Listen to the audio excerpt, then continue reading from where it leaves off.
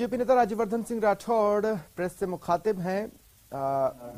Live तस्वीरें आपके TV screen पर बीजेपी के प्रदेश मुख्यालय से, जहां ये पीसी बुलाई गई है। राज्यवर्धन सिंह राठौड़ अपनी बात रखेंगे और फिर मीडिया के सवालों का जवाब देंगे।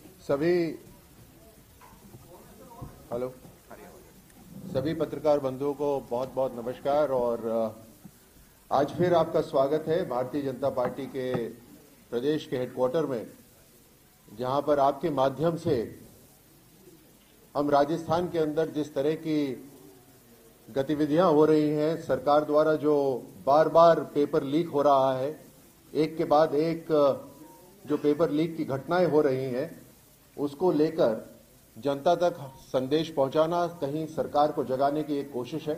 उसके लिए आप सबका स्वागत है और आप सबको धन्यवाद। आप खुद देख रहे हैं किस तरह से पिछले 4 साल में लगातार एक के बाद एक पेपर लीक हो रहे हैं। राजस्थान में मानो हर तरह का माफिया राज चल रहा है, चाहे वो नकल माफिया हो, बजरी माफिया हो, अपहरण माफिया हो, भर्ती माफिया हो, शराब माफिया। बस कानून ठप है। एक कानून ही है जो बिल्कुल ठप पड़ा हुआ है।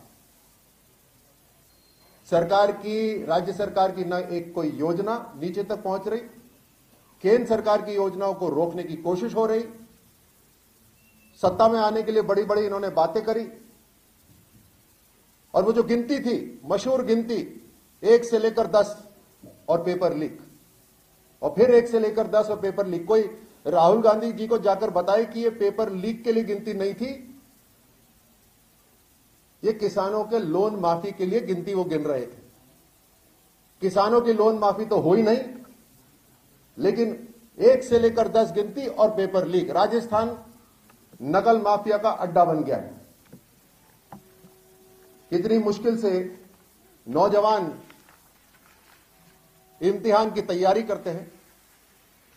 एक गरीब परिवार पैसा संभाल के रखता है, बचा के रखता है। ट्यूशन फीस के लिए पैसे लगते हैं। ट्यूशन, कॉम्पिटिटिव एग्जाम की ट्यूशन के लिए बच्चों को बहुत दूर दूर तक जाना पड़ता है। कोई कोटा जा रहा है, कोई सीकर जा रहा है, कोई दिल्ली जा रहा है। पढ़ाई करते हैं, तैयारी करते हैं, पूरे साल भर की तैयारी करते हैं, और उसके बाद नतीजा यह होता है कि मेहनत करने वाले बच्चे, सामर्थ्यवान बच्चे तो पीछे रह जाते हैं, और कुछ लोगों को, चंद लोग 10-10, 15-15 लाख रुपए देकर पेपर लीक करवा लेते हैं। और ये नकल माफिया को कहीं ना कहीं संरक्षण मिल रहा है ऊपर से, क्योंकि एक के बाद एक ये घटनाएं हो रही हैं। जाहिर सी बात है, जब इनके एजुकेशन मंत्री इतना बड़ा बयान देते हैं कि हमने इतना बड़ा कानून बनाया है कि अब किसी की हिमाकत नहीं होगी पेपर लीक होने की, और उसके अगले ही दिन 16वीं बार पेपर लीक हो जाता है। जरूर इसकी कड़ियां ऊपर तक जुड़ी होंगी। जब राजीव गांधी स्टडी सर्कल का उसमें नाम आता है, एक बहुत बड़े पेपर लीक में उसका नाम आता है। और यही नहीं, विकास मंजू नाम का व्यक्ति जो उस पेपर लीक में शामिल था, वो राहुल गांधी जी के साथ इस यात्रा में भी शामिल था। यानी पूरा संरक्षण, पूरा आशीर्वाद, इनके तार ऊपर तक जुड़े हुए ही होंगे। जब माध्यमिक शिक्षा बोर्ड के जो चेयरमैन डीपी जारोली जब उस समय बयान देते हैं कि इसके अंदर पेपर लीक में राजनीतिक संरक्षण मिला हुआ है, और उसके बावजूद उनको क्लीन चिट मिल जाती है। अभी 18 जुलाई 2022 को Rajasthan university of veterinary and animal sciences Bikaner के अंदर कुछ वैकेंसीज निकली। उसका विज्ञापन निकला 18 जुलाई 2022 को। पता चला उसके अंदर बड़ी गड़बड़ी हो रही है, तो 25 नवंबर को सरकार ने, शासन उप सचिव ने पत्र लिखकर कहा कि इसके अंदर धांधली हो रही है, इसके ऊपर इंक्वायरी हो, और 28 नवंबर 2022 तक इसकी रिपोर्ट दी जाए। लेकिन 28 नवंबर कब का निकल गया, इसके ऊपर कोई कार्रवाई नहीं हो रही।